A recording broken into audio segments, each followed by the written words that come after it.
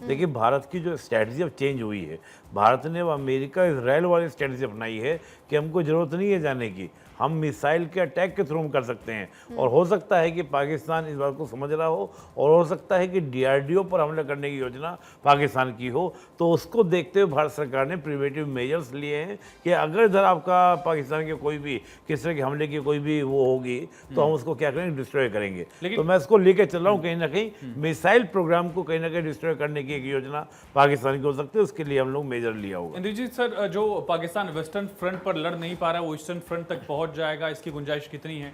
वो अखनूर तक अपने ड्रोन नहीं पहुंचा पा रहा है, अखनूर की जमीन पर, उसका कोई अटैक चांदीपुर तक हो सकता है, इसकी भी कोई डर भी है क्या? इसका कोई आशंका भी है क्या? देखो, ऐसा होता है कि डर तो बिल्कुल नहीं है, हाँ। मगर फिर भी अपनी सुरक्षा में हम चूक क्यों रखें? Precautionary major. हाँ, तो अगर हमारे जो इस डीआरडीओ के जो भी जहाँ भी हैं बेस बने हुए हैं, तो हम क्यों ना उनको अपनी सुरक्षा घेरे में खास रखें। करके आज पोखरण में भी अटैक करने की कोशिश की गई थी, ऐसे इनपुट्स थे, नहीं, इस वजह से भी क्या होता है, जो इस तरह के पॉइंट होते हैं, बिल्कुल जो है ना, जो हमारा दुश्मन देश जो भी होगा, वो इन चीजों को अपने टारगेट में रखता है। नहीं, तो जो सरकारें हैं, हम उनको पूरा कैमोफ्लाई करके और उनको जो है ना कवच देते हैं।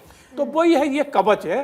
बाकी वहां तक उनकी ना कोई रेंज है, ना पहुंच सकेगा। हाँ, अगर वहां कहीं समुद्री रास्ते से वो आना चाहे, तो वहां भी हमारी जो है ना नौसेना हर जगह खड़ी है। तो ऐसा कुछ नहीं है, मगर फिर भी उनको जो है ना सुरक्षा देना वो एक मैं इसमें ये कहना चाह रहा हूँ कि देखिए, बांग्लादेश की ओर से हो सकता है। और आपको याद होगा कि आज दिन में हम देखें तो बांग्लादेश का जो पूरा बॉर्डर, उस पर कर्फ्यू की हमने बात की है, और बांग्लादेश से एक अटैक होने की सर संभावना। बांग्लादेश की इतनी हैसियत नहीं है, मतलब इतनी वो मिलिटरली हम बांग्लादेश की हैसियत नहीं है, लेकिन बांग्लादेश जिस प्रकार आज पाकिस्तान के साथ में सुर मिला रहा है, या आईएसआई का जो वहाँ पे आपको देखने को मिलेगा, बांग्लादेश के पास गोली भले होगी, मिसाइल तो नहीं है बांग्लादेश के पास। नहीं, बांग्लादेश की लैंड से इस प्रकार का अटैक हो सकता है। ये अच्छा, लेकिन फिर ये तो सर पाकिस्तान यूज कर सकता है उस जमीन को। फिर ये हो ना कि बांग्लादेश अपने लिए मोर्चा खोल रहा है कि भारत उसके खिलाफ भी लड़े। नहीं, अगर पाकिस्तान इस्तेमाल करता है बांग्लादेश का, तो फिर ऐसे में तो हमारा सीधे तौर पर दुश्मन बांग्लादेश भी हो गया ना पाकिस्तान के ये बहुत लंबी सोच हो नहीं, जाएगी। आज के समय में जो बांग्लादेश की सरकार है,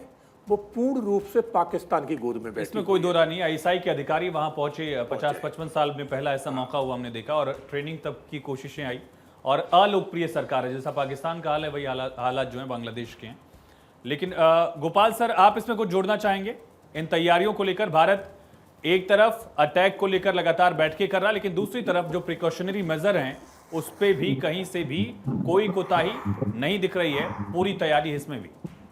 देखिए, रही बात बांग्लादेश की, बांग्लादेश जो है इस स्थिति में नहीं है कि यदि वो भारत के खिलाफ वो कार्रवाई करे। उसने हिंदुओं के ऊपर अटैक किया, उनको कई प्रताड़ना दी और उनको वहाँ से अत्याचार किया, उनको भगाने की कोशिश की, उसमें भी नाकामयाब हुआ। रही बात कि जितने और भी हमारे इंस्टॉलेशंस हैं, उन इंस्टॉलेशंस की सुरक्षा, और जितने हमारे बड़े बड़े जो यानी क्या बोलते टेस्टिंग हैं, रेंज है या जैसे कोई ताजमहल, सेंटर्स? हाँ। ये जितने बड़े इंस्टीट्यूशंस हैं, इनकी सुरक्षा भी हमारी सरकार की बनती है। क्योंकि यदि ऐसे संस्थानों में किसी प्रकार का नुकसान होता है, वो काफी क्षति पहुंचाता है आगे मिलिट्री के लिए। क्योंकि आप एक और बात यहाँ समझ सकते हैं कि यदि लॉन्ग रेंज मिसाइल की आवश्यकता पड़े, तो कहाँ से भेजी जाएगी? वो ऐसे जगह से भेजी जाएगी जो अगर अग्नि का इस्तेमाल करने वाली सिचुएशन आए, तो फिर चांदीपुर का यूज जरूरी हो जाएगा। इसरो है, उसके अलावा और भी तमाम बड़े बड़े संस्थाएं, अभी सिविलियन टारगेट भी बहुत बड़े बड़े सिविलियन टारगेट भी हैं, जिनको इनसे काफी क्षति हो सकती है, देश की नुकसान हो सकता है। अभी वो नौबत नहीं आई है। उसके अलावा एक और मैं बात कहूँगा, क्योंकि ये अभी लिमिटेड ऑफेंसिव की ही बात चल रही है। यदि फुल फ्लैश्ड वार की बात आएगी, तो हम किस लिए बैठे हैं? हमारे तक तो अभी खबर नहीं पहुंची है।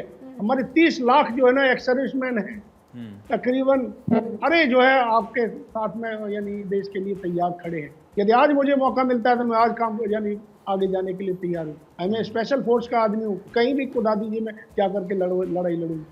तो 1987 में जब स्कार्डू में हम जाने वाले थे, उस वक्त किसी कारणवश रुक गया, नहीं तो उस वक्त स्कार्डू उसी वक्त हम यानी लेने वाले थे। लेकिन कहने का तात्पर्य है कि ये लगता है कि एक दो दिन में या तो मामला सुलझ जाएगा, यदि फुल फ्लैश वार की स्थिति आएगी तो उसमें बाकी और भी तमाम एक्शंस लिए जाते हैं, वो लिए जाने की संभावना होगी। ये कल पता चलेगा। यानी सर ये टोटल वॉर आप लोग भी इसे मान नहीं रहे हैं अभी जिस लेवल पर ये लड़ाई है, इंद्रजीत सर? नहीं, अभी तो ये तो क्या वो कहते हैं ना, अभी तो सिर्फ एक टेलर है। चिंगारी है और बस। हाँ, और गोपाल साहब ने जो कहा बहुत अच्छी बात कही कि जो आर्मी के जो हमारे जो भी सैनिक हैं, चाहे आर्मी नेवी कोई भी हो, हम लोग कभी रिटायर नहीं होते, सिर्फ एक अवकाश पे आए हुए होते हैं। तो हम लोग अवकाश पे हैं, हमें जिस दिन बुलाया जाएगा हम तुरंत जाने के लिए तैयार बैठे हैं, क्योंकि हम सैनिक कल भी थे, आज भी हैं, और कल जब तक सांस है तब तक सैनिक रहेंगे। तो इसलिए हम अपने देश के लिए जीते हैं और देश के लिए मरेंगे। तो ये तो कहीं से कहीं हमारी सेना में पहले तो हमारी जो अभी जो वर्तमान में जो हमारे सैनिक खड़े हैं ड्यूटी पे, वो ही कमजोर नहीं है, मगर हमारी जरूरत पड़ेगी और एक सूचना मिलेगी हम तुरंत पहुंच जाएंगे। यही हमारे हर सैनिक के अंदर यही जज्बा रहता है कि हमें अगर पुनः सरकार बुलाती है तो हमारे लिए बहुत इससे अच्छा और दिन और क्या होगा। और यही भारत और पाकिस्तान की आर्मीज को अलग बनाता है। पाकिस्तान की सेना, पाकिस्तान के पूर्व फौजी जहां विदेश में करोड़ों की संपत्तियां बनाकर वहां भागने की फिराक में रहते हैं, और हमारे देश के जवानों पर हमको गर्व भी है कि ऐसी परिस्थितियों के लिए भी हमारे तमाम जो जवान हैं वो तैयार हैं। हमारे स्टूडियो में इंद्रजीत सर हैं, गोपाल सर भी इस सिचुएशन के लिए भी तैयार हैं। हालांकि ऐसी सिचुएशन की जरूरत नहीं पड़ेगी, इसकी भी पूरी आश्वस्त हम लोग लगातार हैं। पूजा निपुण जी, अभी अमेरिका का एक स्टेटमेंट में देख रही हूँ कि एशिया का माहौल ना बिगाड़े शहबाज, इसके क्या मायने हैं? नहीं, देखिए, जिस प्रकार से एशिया का माहौल, आप सोचिए, अमेरिका चाहता है कि भारत अपनी शक्ति को अर्जित करे। रीज़न ऐसा नहीं कि अमेरिका भारत से बहुत लगाव करता है और कहता है कि एकदम मोहब्बत वाली स्थिति, ऐसा नहीं है। क्योंकि अंतर्राष्ट्रीय संबंधों की प्रकृति होती है कि यहाँ सब लोग पहले अपना नेशनल इंटरेस्ट रखते हैं। अमेरिका ये जानता है कि भारत अगर अपनी शक्ति का इजाफा करता है तो अगर उसका प्रयोग होगा तो शक्ति का प्रयोग पहले वो चीन के अगेंस्ट होगा। तो अमेरिका हमेशा समझता है कि चीन को काउंटर करने के लिए उसका जो परम सहयोगी बनेगा वो भारत बनेगा।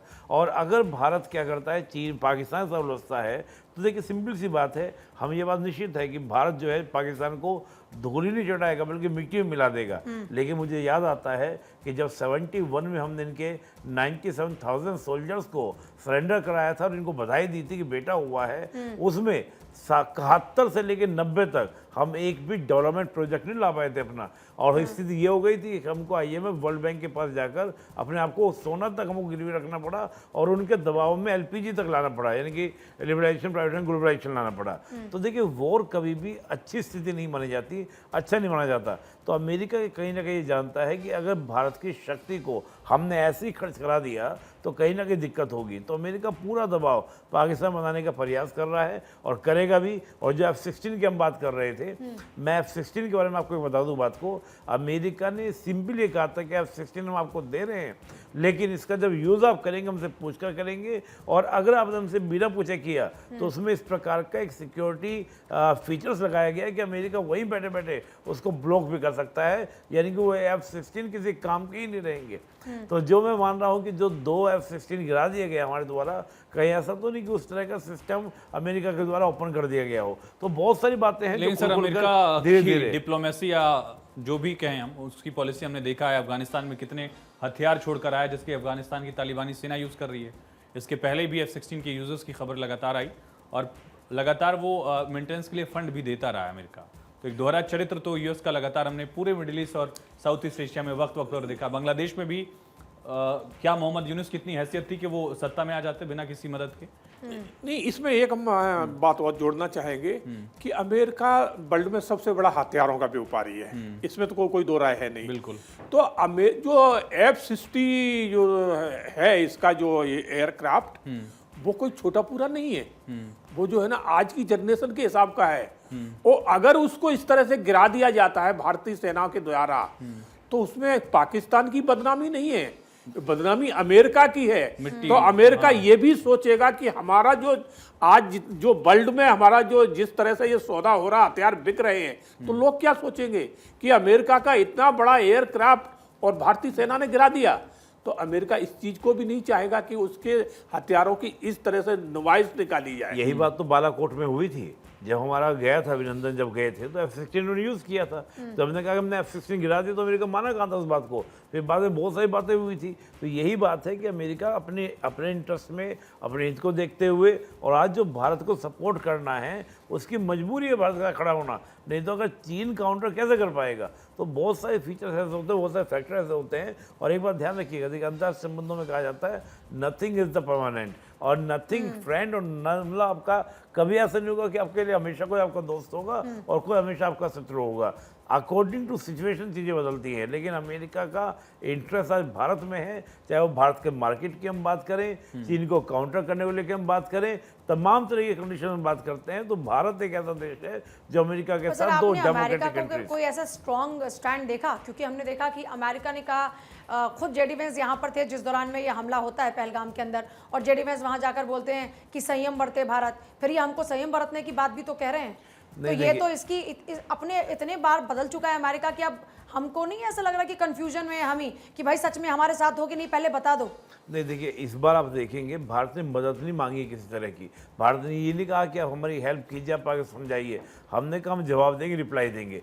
भारत केवल एक जिम्मेदार देश होने के नाते केवल आपको क्या कर रहा है, बता रहा है कि भाई हम ऐसा करने जा रहे हैं। हम ये नहीं पूछे कि अमेरिका हम कर लें क्या, जैसा कि 26/11 के बाद हुआ था कि हम कर लें क्या, अमेरिका नहीं करना है। हम इस बार ऐसा नहीं कर रहे हैं। दूसरी बात, भारत का स्टैंड ये रहता है भाई इजराइल हम सो रहे, हम क्या कह रहे थे, we are stand with the peace. हम जाके रशिया यूक्रेन वॉर में हम we are the stand with the peace. America वो बात कर रहे थे कि डिप्लोमेटिक लैंग्वेज एक अलग तरह की होती है, लेकिन अमेरिका का साफ साफ मैसेज है जो यूएनएससी में कहा कि we are neutral but with the stand India.